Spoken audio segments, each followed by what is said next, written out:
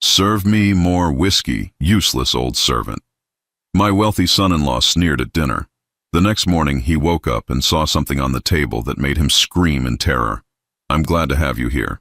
Follow my story until the end and comment the city you're watching from so I can see how far my story has reached. My name is Russell, and at 68 years old, I never thought I'd be serving whiskey to a man who calls me worthless in my own home. But there I was, last Thursday evening, standing in my dining room with a crystal decanter in my weathered hands, watching my son-in-law Donald sprawl across the head chair like he owned the place. "Serve me more whiskey, you useless old servant," Donald barked, not even bothering to look up from his phone. His voice carried that particular brand of cruelty that comes from someone who's never had to work for anything in his life. The words hit me like a physical blow, but I kept my face neutral. I'd learned that showing pain only encouraged him. I walked over to his glass, my arthritis making each step deliberate. The dining room felt suffocating despite its size. This was the same room where my late wife Margaret and I had hosted countless family dinners where we'd celebrated birthdays and holidays, where love used to live. Now it felt like a courtroom where I was perpetually on trial. "Dad, maybe Donald's had enough," my daughter Sarah said quietly from her seat, but her voice lacked conviction. She never really stood up to him, not when it mattered. I could see the conflict in her eyes, the way she looked between her husband and her father like she was watching a tennis match she couldn't bear to see end. Donald let out a harsh laugh. "Mind your own business, Sarah. Your father doesn't mind serving me, do you, Russell?" He finally looked at me then, his eyes cold and calculating. "After all, it's not like you have anything better to do with your time." I poured the whiskey, watching the amber liquid splash against the glass.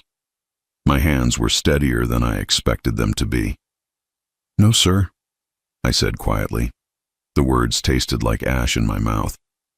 That's what I thought.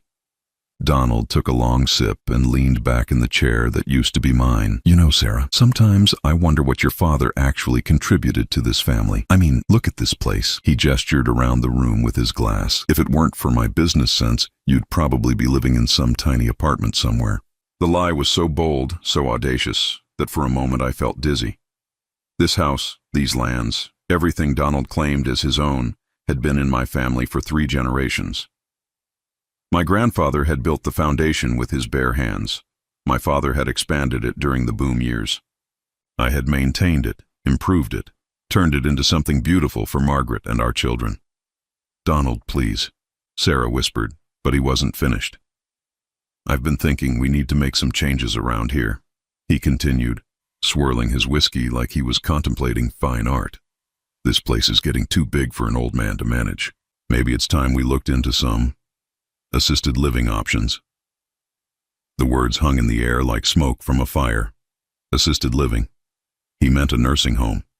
He meant taking everything from me and shipping me off to die among strangers while he enjoyed the fruits of 3 generations of my family's labor. I set the decanter down on the sideboard, my movement careful and controlled. Sarah's face had gone pale, but she didn't protest. She just sat there, picking at her dinner, refusing to meet my eyes. "I mean, let's be practical here," Donald continued, warming to his theme. "Russell's getting up there in years. His mind isn't what it used to be. Just last week he forgot to turn off the stove. Could have burned the whole place down." That was another lie. I'd never forgotten to turn off the stove in my life. But Donald had a way of creating these little stories, these fabricated incidents that painted me as a doddering old fool who couldn't be trusted with basic tasks. "Maybe we should discuss this later," Sarah said, her voice barely audible. "Why wait?" Donald shrugged. "It's not like he's contributing anything meaningful to the conversation." "Are you, Russell?" I looked at him then, really looked at him. He was 34 years old, soft around the middle from too much good food and not enough honest work. His face had the bland arrogance of someone who'd never faced real consequences for his actions. He wore a $5,000 suit that I'd paid for, sitting in a chair at a table in a house that my family had built, drinking whiskey from bottles I'd bought with money I'd earned through 40 years of hard work. "No, sir," I said again. But something had shifted inside me. A door that had been closed for months was beginning to crack open. Donald smiled, the kind of smile a cat gives a mouse before the final pounce. "See? He understands his place." After dinner, I retreated to my small bedroom upstairs. It used to be the guest room, but Donald had suggested it would be more appropriate for me to have a smaller space. He and Sarah now occupied the master suite that Margaret and I had shared for 37 years. I sat on the edge of my narrow bed, looking out the window at the land that stretched as far as the eye could see. Rolling hills covered in oak trees, a creek that ran year-round, soil so rich you could grow anything. This land had been my life's work, my legacy, my gift to future generations. But as I sat there in the darkness, I realized something that Donald had gravely underestimated. Being treated like a servant, being dismissed and degraded in my own home, had given me something valuable: invisibility. When people think you're powerless, they stop watching you carefully. They stop paying attention to what you're doing. Tomorrow morning, I thought to myself, Donald was going to learn just how dangerous it could be to underestimate a man who had nothing left to lose. The next morning, I was up before dawn, as I had been every day for the past 68 years. Old habits die hard, and some part of me still believed this house needed me, even if the people in it didn't. I made my way down to the kitchen, my bare feet silent on the hardwood floors that Donald claimed to have refinished, but had actually been restored by my own hands 5 years ago. I started the coffee, the familiar ritual giving me comfort. The kitchen had always been Margaret's domain, but after she passed 3 years ago, I'd learned to find peace in its routines. The morning light filtered through the windows she'd chosen, illuminating the herb garden she'd planted that I still tended in her memory. This had been going on for 2 years now. 2 years since Donald had slowly, methodically, convinced Sarah that I was becoming a burden. It started small, the way these things always do. Little comments about my forgetfulness. Suggestions that I might be safer with professional care. Gentle hints that maintaining such a large property was too much for a man my age. What made it worse was that Sarah believed him. My own daughter, the little girl I'd taught to ride horses in the back pasture, who I'd walked down the aisle just 6 years ago, had started looking at me like I was a problem to be solved rather than her father. Donald had been patient. I had to give him that. He'd married Sarah when she was still grieving her mother's death, when she was vulnerable and desperate for someone to take care of the practical things. He'd presented himself as the solution to all her problems, the strong man who would handle the business side of life while she healed. But I'd seen through him from the beginning. I'd watched him calculate the value of our property with his eyes during their very first visit. I'd noticed how he asked pointed questions about my health, my mental acuity, my financial arrangements. He wasn't marrying my daughter. He was positioning himself for an inheritance. The worst part was how he'd turned my own kindness against me. When I'd offered to help with their finances after the wedding, he'd seen opportunity. When I'd suggested transferring some property into their names for tax purposes, he'd seen conquest. Every generous gesture I'd made had been twisted into evidence of my declining judgment. I poured my coffee and walked over to the large oak table that dominated the kitchen. This was where I did my real work now, the work that Donald knew nothing about. I pulled out a thick manila folder from beneath a stack of farming magazines and opened it carefully.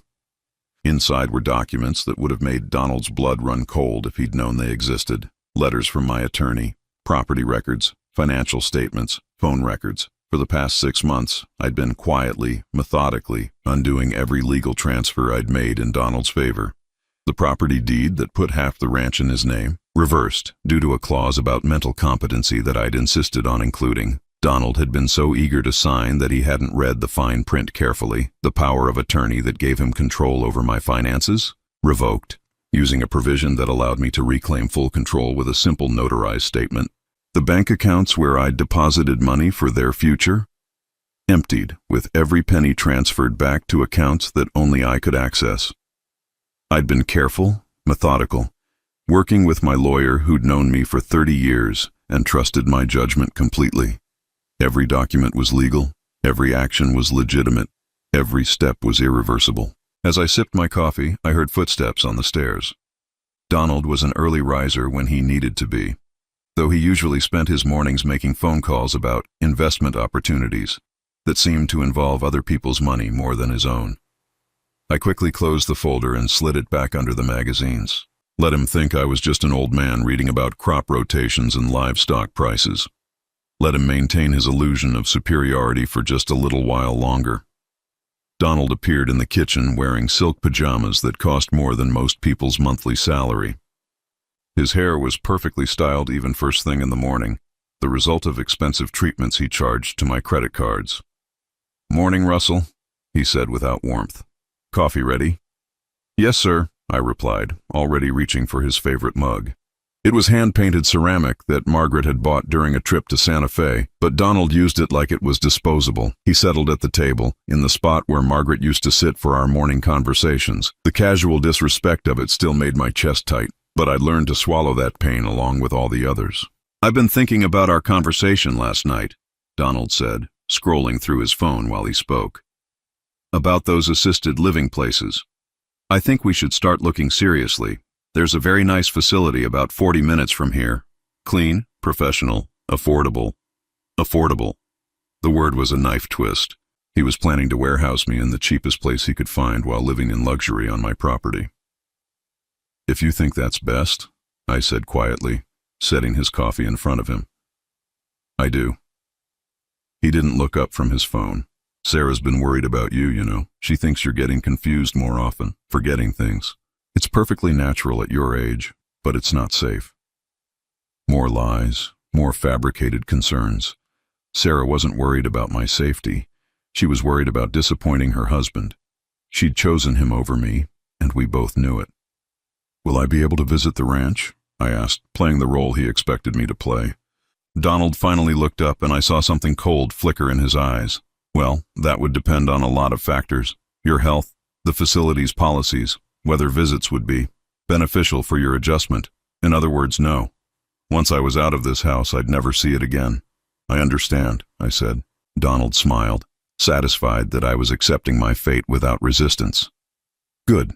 I'll make some calls today, set up some tours. We can probably have you settled somewhere within the month." Within the month. He was moving faster than I'd expected, which meant I needed to accelerate my own timeline. After Donald finished his coffee and headed upstairs to get dressed, I walked out to the front porch. The morning air was crisp and clean, carrying the scent of the earth that my family had worked for 3 generations. This land wasn't just property to me. It was legacy, history, the physical manifestation of everything my ancestors had built. I thought about my grandfather, who'd come to this county with nothing but determination and a willingness to work harder than anyone else. I thought about my father, who'd expanded the ranch during the good years and held on to it during the bad ones. I thought about Margaret, who'd made this house a home, who'd filled it with laughter and love and the kind of warmth that money couldn't buy. Donald thought he was going to take all of that away from me. He thought he could erase 3 generations of history and call it progress. He was about to learn how wrong he was. I walked back inside and went straight to the kitchen table. I opened the manila folder one more time and pulled out a single sheet of paper. It was a copy of a letter that would be delivered by certified mail this morning, a letter that would reach Donald's hands before noon. Tomorrow morning, I thought to myself, he was going to wake up to find his entire world turned upside down. And for the first time in 2 years, I allowed myself to smile. I was sitting on the front porch when the mail truck pulled up at 10:37 that morning. I'd been waiting, rocking in the same chair where my father used to sit, watching the road with the patience of a man who'd finally found his purpose again. The certified mail required a signature. Through the screen door, I could hear Donald's confident footsteps as he went to answer the knock. He was probably expecting some business correspondence or maybe documents related to one of his so-called investment ventures. "Russell," his voice carried a sharp edge that made my pulse quicken. "Get in here, now!" I took my time standing up, letting my joints creak with genuine old age. When I walked into the living room, Donald was standing by the front door, holding a thick envelope with the return address of Whitman Associates, my attorney's firm. His face had gone pale, but his eyes were blazing with something between confusion and rage. Sarah stood beside him, still in her bathrobe, looking like she'd been pulled from sleep by his shouting. "What is this?" Donald thrust the envelope toward me, his hand shaking slightly. I took it from him with steady fingers and opened it carefully, even though I knew exactly what was inside. I pulled out the official documents and pretended to read them for the first time. "It appears to be legal correspondence," I said mildly. "Don't play games with me, old man." Donald snatched the papers from my hands and began reading aloud, his voice rising with each word. Property deed reversal. Transfer of ownership nullified. Original title restored to Russell James Morrison, sole proprietor. He stopped reading and stared at me, his mouth opening and closing like a fish pulled from water. "I don't understand," Sarah said, reaching for the papers. "Dad, what does this mean?" Donald's face had progressed from pale to gray to a sickly shade of green. "It means your father has lost his damn mind, that's what it means." But I could see in his eyes that he knew exactly what it meant. He understood that every legal maneuver he'd orchestrated, every document he'd convinced me to sign, every financial transfer he'd arranged had been quietly, methodically undone. "The ranch is mine again," I said simply. "All of it. The house, the land, the livestock, the equipment, everything." Sarah looked between us, her confusion genuine and heartbreaking. She'd trusted Donald to handle these matters, had signed papers without reading them because she'd been grieving and overwhelmed. She had no idea how thoroughly her husband had maneuvered to steal her inheritance along with mine. "You can't do this," Donald said, but his voice lacked conviction. "You're not competent to make these kinds of decisions. I'll fight this in court. I'll prove you're mentally unfit." I walked over to the mantelpiece and picked up a small digital recorder that had been sitting there for months, disguised among Margaret's collection of ceramic figurines. Donald's eyes followed my movement, and I saw the exact moment when understanding dawned. "You've been recording us," he whispered. "For 6 months," I confirmed. "Every conversation, every insult, every plan you've made to steal my land and warehouse me in some cut-rate nursing home." I pressed play, and Donald's voice filled the room from just 2 nights ago. "The old fool doesn't suspect a thing. Once we get him declared incompetent, everything will be ours. The property alone is worth over $2 million, and that's not counting the mineral rights." Sarah's hand flew to her mouth. "Donald, you said you were trying to help him." "And from last week," I continued, fast-forwarding through the recording. Donald's voice again. "I've already contacted 3 facilities. The cheapest one is $200 a day, but it'll do. We just need him out of the way so we can start developing the back 40 acres. The silence that followed was deafening. Sarah was staring at her husband like she'd never seen him before, which in many ways she hadn't. "Sarah, let me explain," Donald started, but she held up her hand. "You were going to put my father in a nursing home so you could sell his land?" Her voice was barely a whisper. "Our land," Donald corrected automatically, then realized his mistake. I was thinking about our future, about financial security." "Financial security built on stealing from my father?" I could see the marriage dissolving in real time, years of manipulation and lies finally coming to light. But I wasn't finished yet. "There's more," I said, pulling out another set of documents. "The joint bank account you convinced me to open, the one where I deposited $50,000 for your investment opportunities. I closed it yesterday morning. Every penny has been transferred back to my personal accounts." Donald's legs seemed to give out beneath him. He sank into the nearest chair, his face now completely drained of color. "The credit cards in my name that you've been using? Canceled. The car that's registered to me but you've been driving? The lease is terminated. The health insurance policy that covers both of you through my veterans benefits? I've removed you as beneficiaries." Each revelation was another nail in the coffin of the life Donald had built on my generosity and Sarah's ignorance. "Dad," Sarah said quietly, "how long have you known?" "How?" "I started suspecting about a year ago," I admitted. "But I wanted to be sure. I wanted to give Donald every chance to prove me wrong, to show that he actually cared about this family rather than just our assets." "You manipulative old bastard," Donald snarled, finally finding his voice again.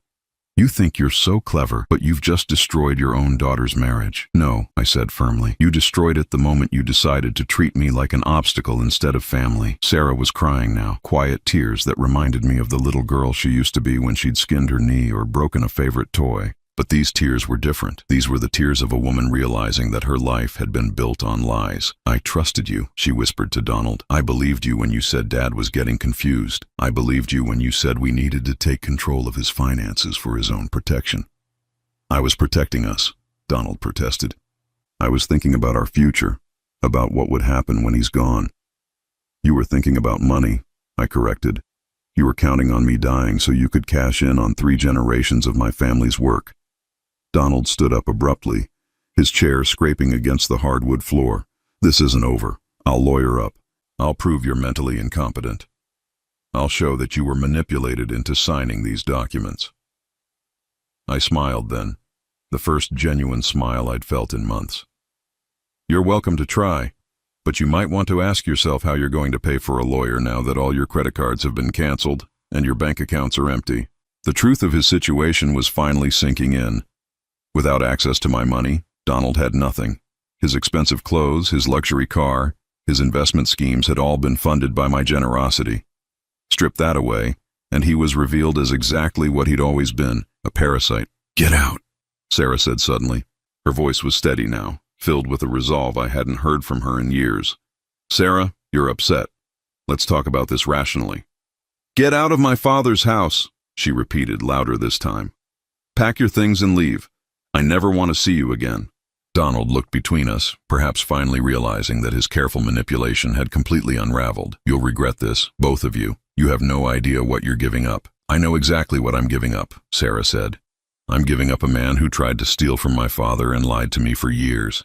As Donald stormed out of the room, probably to pack his expensive belongings, Sarah turned to me with tears still streaming down her face. "Dad, I'm so sorry. I should have seen it. I should have protected you." I walked over and pulled her into a hug, feeling for the first time in years like I was her father again, instead of just an inconvenience. "You were grieving your mother," I said gently. "You needed someone to lean on. He took advantage of that, but it's not your fault."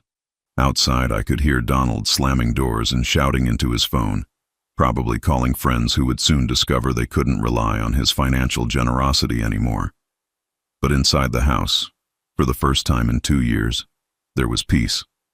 After Donald left that morning, slamming the door hard enough to rattle the windows, Sarah and I sat in the kitchen where everything had begun to unravel. She was still in her bathrobe, her eyes red from crying, holding a cup of coffee that had long gone cold. "I need to know everything," she said finally.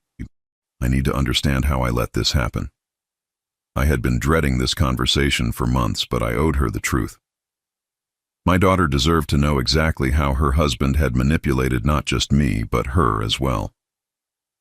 "It started about 6 months after your mother's funeral," I began. "Do you remember when Donald suggested I should get my finances organized? He said it would give you peace of mind." Sarah nodded slowly. "He said you were getting overwhelmed with all the paperwork, that it would be easier if he could help." "What he didn't tell you was that he'd already spent weeks going through your mother's things while you were at work. He found our insurance policies, our investment statements, our property deeds. He knew exactly what this family was worth before he ever offered to help." I got up and retrieved a box from the pantry, one I'd kept hidden behind cans of vegetables and bags of flour. Inside were photocopies of documents, bank statements, and most damning of all, printouts of emails Donald thought I'd never see. "Your husband made a critical mistake," I said, setting the box on the table. "He assumed that because I'm old, I'm also stupid. He forgot that I ran a successful ranch for 40 years, that I understand contracts and negotiations and how to read the fine print." Sarah picked up one of the emails, her face growing pale as she read. It was correspondence between Donald and a real estate developer, discussing the potential value of our back 40 acres for a shopping complex. He was planning to sell the land, she whispered. That was just the beginning. I pulled out another document. "This is a contract he signed with a company that demolishes old houses. He was going to tear down this house, the house your great-grandfather built, and put up a strip mall." The papers rustled in her shaking hands. "But he told me we needed to preserve Dad's legacy. He said we were protecting the family property. He was protecting his investment."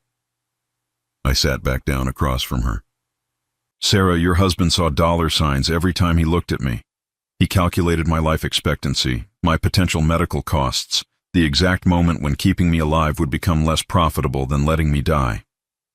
She set the papers down and covered her face with her hands. "Oh God, Dad, what kind of monster did I marry? The kind who's very good at telling people what they want to hear." I reached across the table and touched her arm gently. "You weren't stupid for believing him. You were grieving, and he used that grief against you."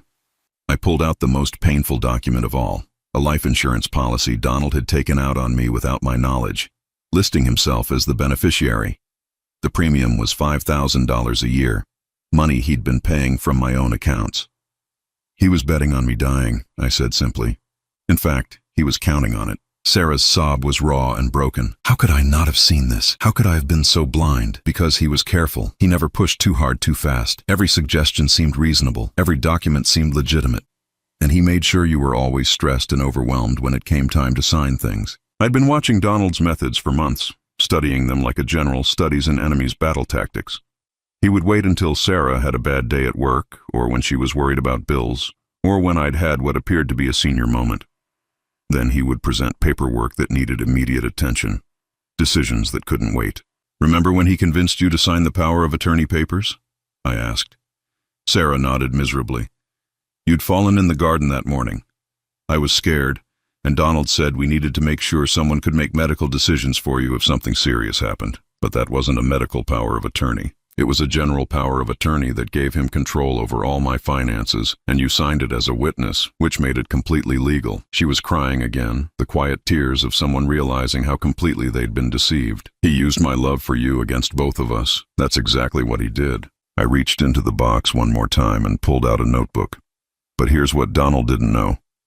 I've been keeping a detailed record of every conversation, every manipulation, every lie. The notebook was filled with my careful handwriting, documenting dates, times, and exact quotes from Donald's various schemes. I'd learned to write things down the moment they happened, because I knew that if this ever went to court, my word alone wouldn't be enough against a younger man's testimony. December 15th, I read aloud. Donald told Sarah that I'd forgotten to take my heart medication for 3 days running. Complete lie. I've never missed a dose, but it convinced her to agree that I needed supervision. January 22nd, Donald suggested we should sell the horses because I was too frail to care for them properly. The real reason, he'd already promised the pasture land to a developer for a strip mall project. February 3rd, Donald told you I'd gotten lost driving to town and had to call him for directions. Another lie. But it convinced you that I shouldn't be driving anymore. Each entry painted a picture of systematic manipulation. A man slowly and methodically undermining my independence and my relationship with my daughter. But Dad, Sarah said, wiping her eyes, if you knew all this, why didn't you tell me sooner? Because I needed proof that would hold up in court, and because I hesitated, then forced myself to continue, because I wasn't sure you'd believe me. Donald had been very careful to make me look confused and unreliable. I was afraid you'd think I was just a paranoid old man who was jealous of your new husband. The admission hung in the air between us. Sarah looked stricken, and I could see her replaying months of interactions, seeing them now through this new lens of understanding.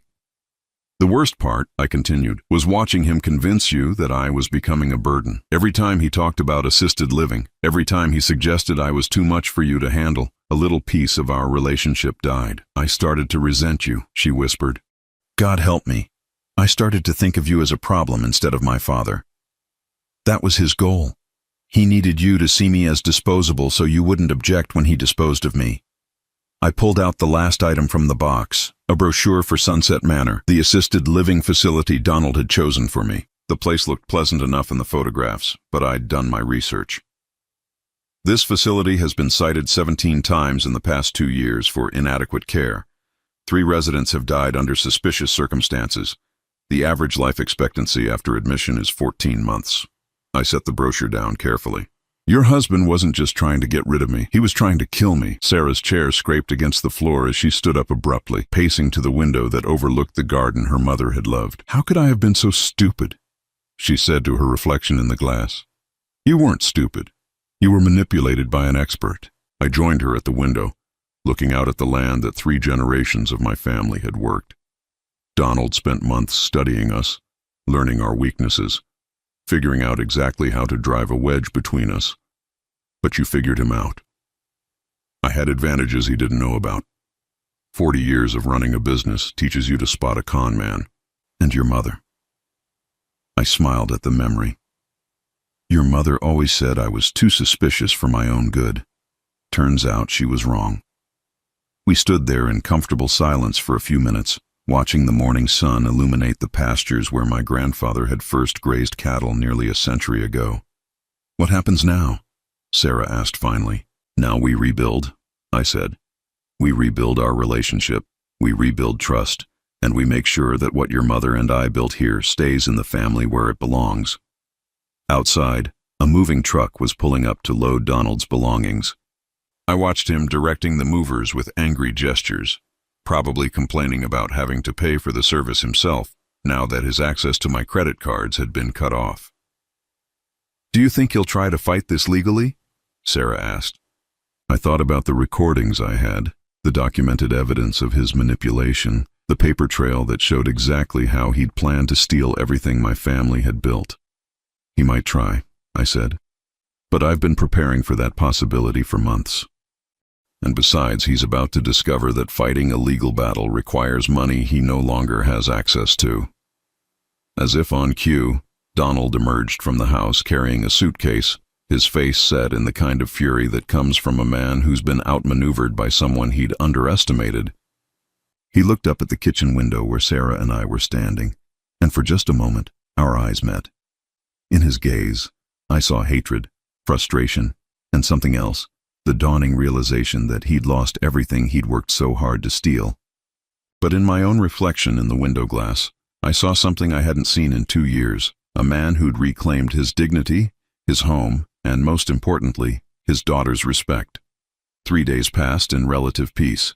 Donald had moved out, taking his expensive suits and his inflated sense of entitlement with him. Sarah had taken time off work to help me go through all the financial documents, making sure every trace of his influence was removed from our lives, but I should have known he wouldn't go quietly. I was in the barn checking on our remaining horses when I heard the crunch of gravel in the driveway. Through the open doors, I saw a black SUV that I didn't recognize. My first instinct was caution. Donald had mentioned lawyers, and I wondered if he'd actually found someone willing to take his case. Instead, it was Donald himself who climbed out of the driver's seat, along with 2 men I didn't recognize. They looked like the kind of people Donald would think were intimidating.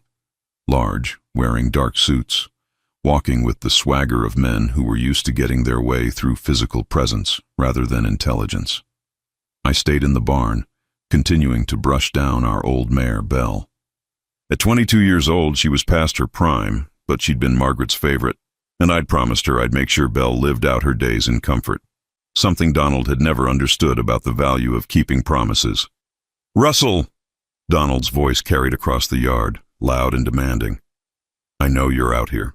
We need to talk." I took my time finishing with Belle, giving her an extra apple slice from my pocket before I finally emerged from the barn. The 3 men were standing near the front porch, and I could see Sarah watching from the kitchen window, her face tight with worry. "Donald," I said evenly, "I thought we'd said everything that needed saying." "Oh, we're far from finished, old man." His voice had a nasty edge to it that I'd never heard before. The polite mask completely dropped. "You think you're clever, but you made a serious mistake." The 2 men flanking him shifted slightly, a movement that was clearly meant to be threatening.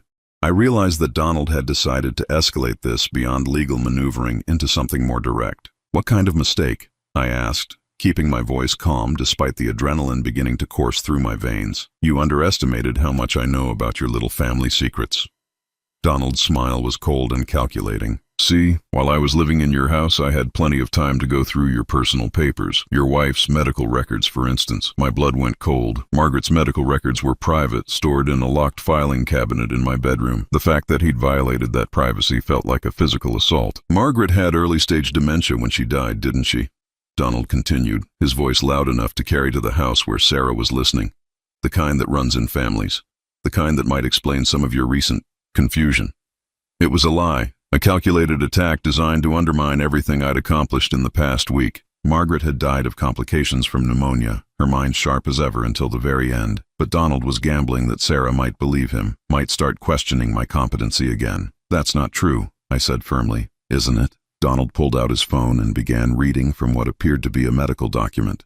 "Patient shows signs of early cognitive decline, recommended for follow-up neurological testing."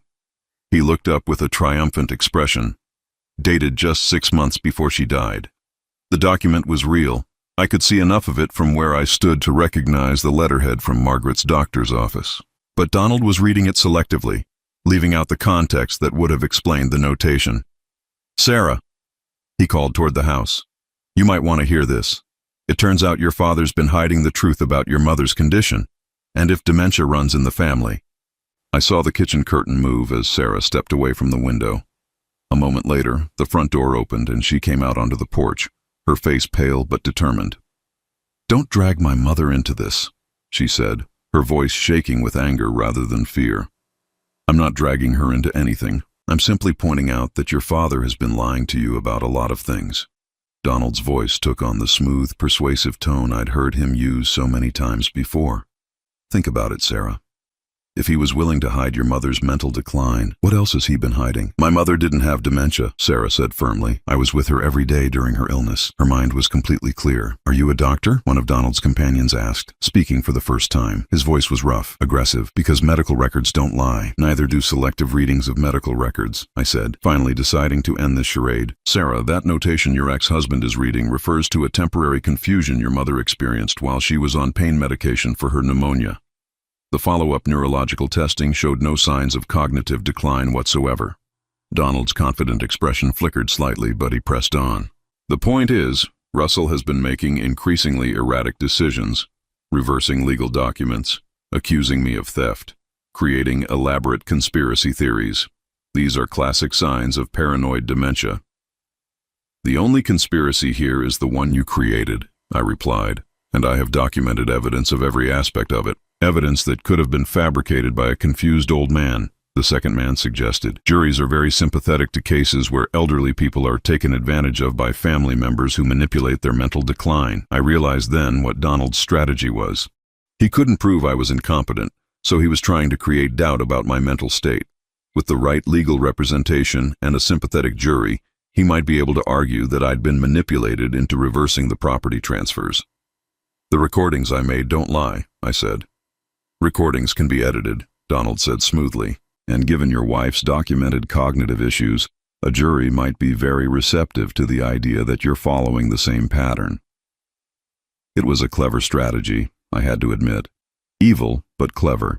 He was trying to turn my greatest strength, my careful documentation of his crimes, into evidence of my own mental decline. There's just one problem with your theory, Sarah said, stepping down from the porch to stand beside me. Donald raised an eyebrow. What's that? I've spent the last 3 days going through every document, every recording, every piece of evidence my father collected, and I've verified every single detail with independent sources. Her voice was steady, confident. Bank records, phone records, emails, legal documents. Everything checks out. My father wasn't confused or paranoid. He was absolutely right about you.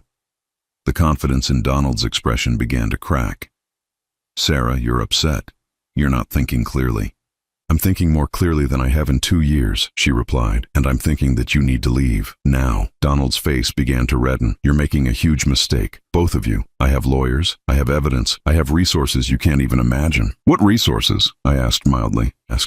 Your credit cards are canceled, your bank accounts are empty, and any lawyer worth hiring will want a substantial retainer up front. Where exactly are you planning to get that money? The question hit home. Donald's jaw clenched, and I could see him struggling to maintain his composure in front of his hired intimidators. I have friends, he said finally.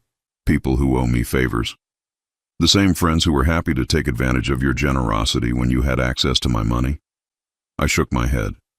Donald, you're about to learn a hard lesson about the difference between friends and people who tolerate you because you pay for dinner. One of his companions cleared his throat uncomfortably.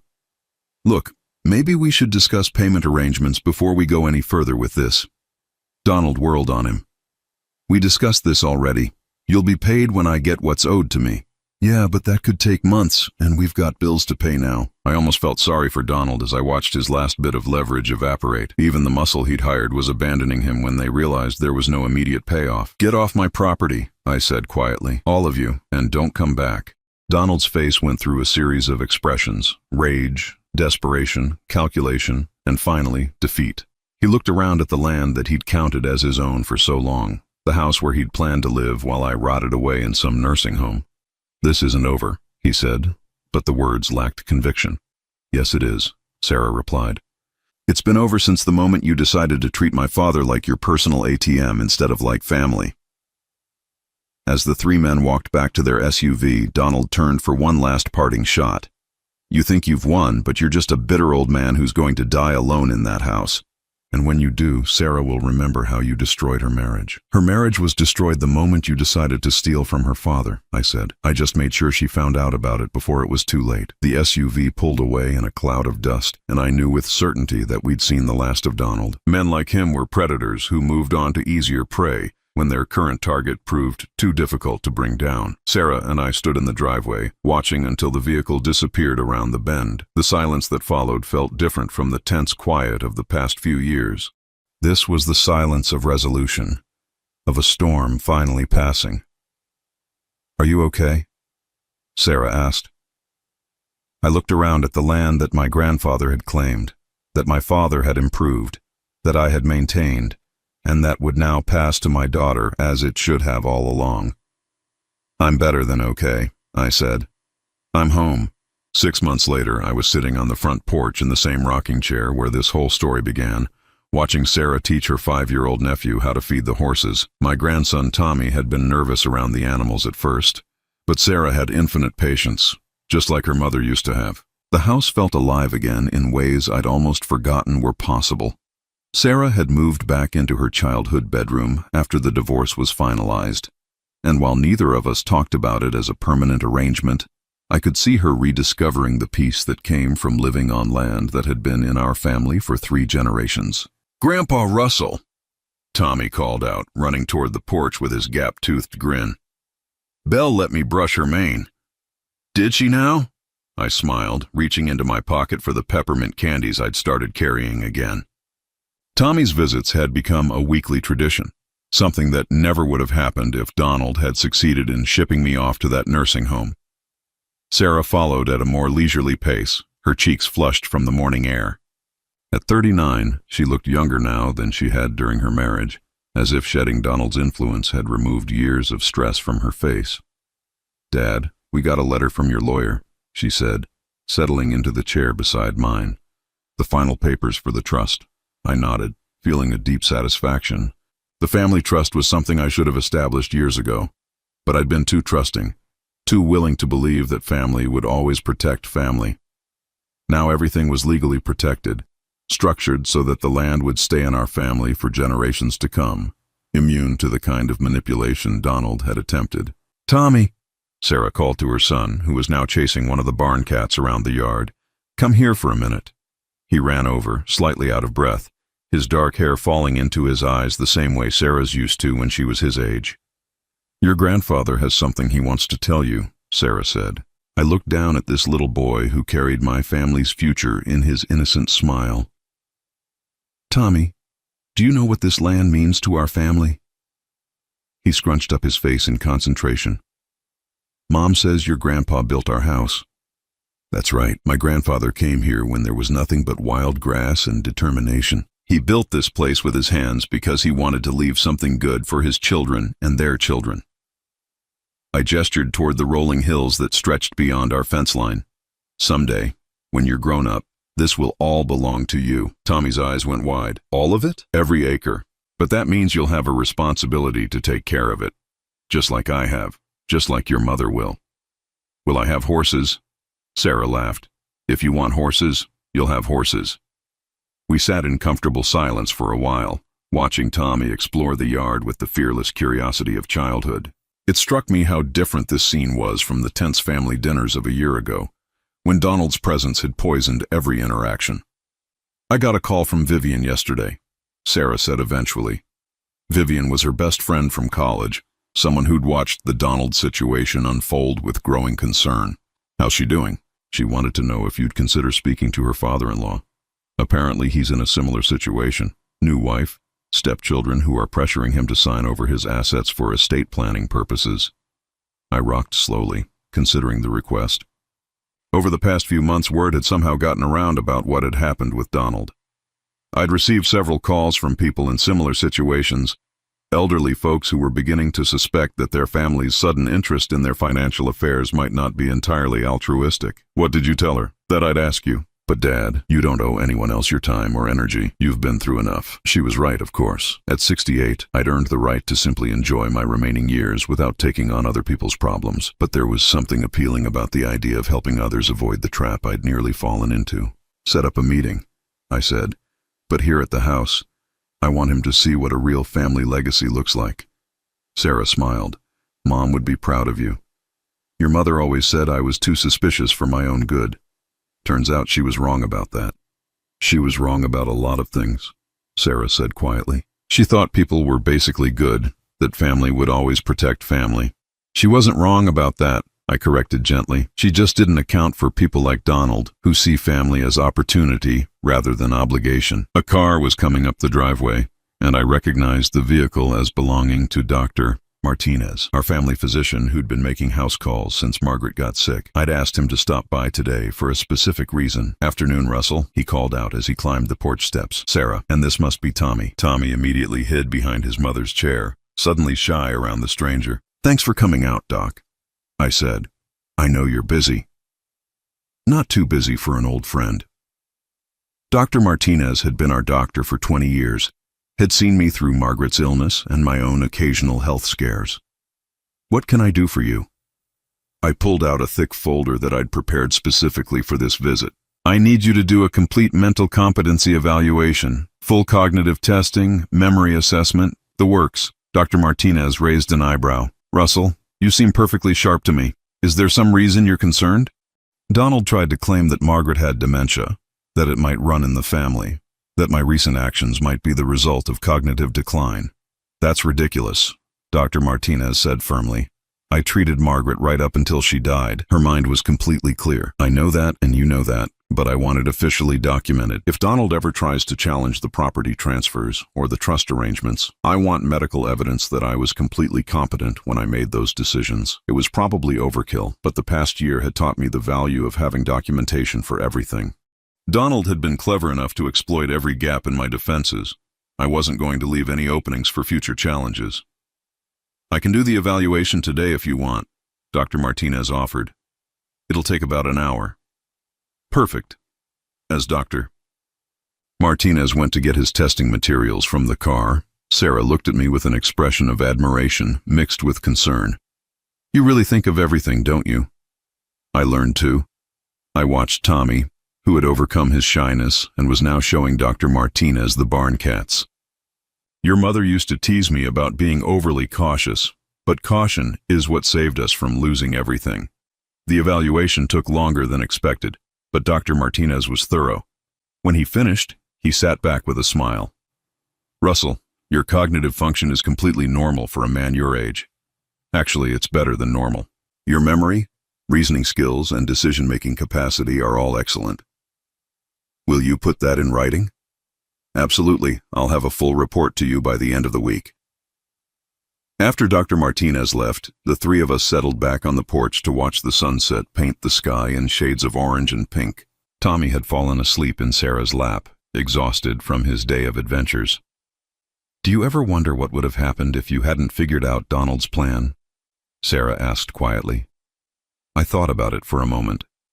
I'd be dead by now. Maybe not physically, but everything that made me who I am would be gone. My land, my independence, my dignity. Donald would have succeeded in erasing 3 generations of family history, but you did figure it out, just barely. If he'd been a little more patient, a little more careful, he might have pulled it off. The admission hung in the air between us. We both knew how close we'd come to losing everything. "I keep thinking about something you said," Sarah continued, "about how being treated like a servant made you invisible, and that gave you an advantage. Sometimes the greatest strength comes from being underestimated. Donald certainly underestimated you." I smiled, remembering the look on his face when he'd realized that every one of his careful maneuvers had been quietly undone. He made the mistake of thinking that age equals weakness. He forgot that surviving 68 years requires a certain amount of wisdom and toughness. As the stars began to appear in the darkening sky, I felt a contentment I hadn't experienced in years. The house was mine again, legally and emotionally. My daughter was home, building new memories to replace the painful ones from her marriage.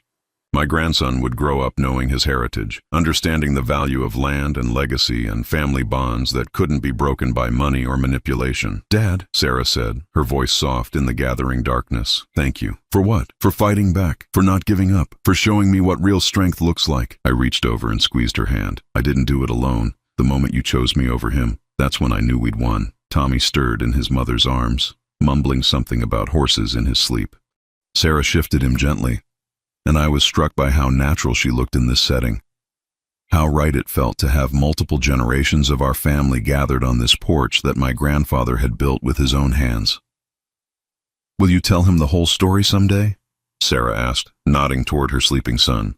"When he's old enough to understand it," I promised. "He needs to know that family is worth fighting for, but he also needs to know how to recognize the people who would exploit that love. I hope he never has to learn that lesson the hard way. So do I. But if he does, at least he'll have the advantage of our experience." The night air was growing cool, and Sarah stood to carry Tommy inside. Before she went in, she turned back to me. "Are you coming in soon?" I looked out over the land that stretched beyond the porch light's reach, the land that would now pass safely to the next generation. Somewhere out there, Belle and the other horses were settling in for the night. The barn cats were hunting mice.